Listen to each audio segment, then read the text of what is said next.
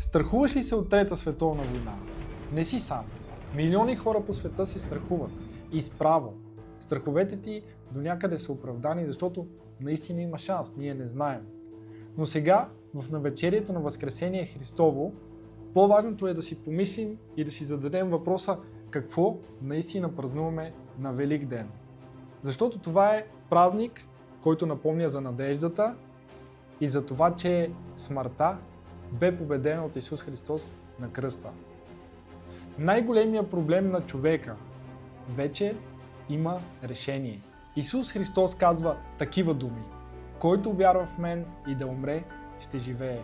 Той ни дава най-голямата надежда, така че каквото и да става в този свят, дори да започнат бомби да падат, дори живота ни да е застрашен от смърт, близките ни, вярата в Христос никога няма да ни предаде, защото Той вече победи на кръста. Ако утре започне Трета световна война, ти на какво се надяваш?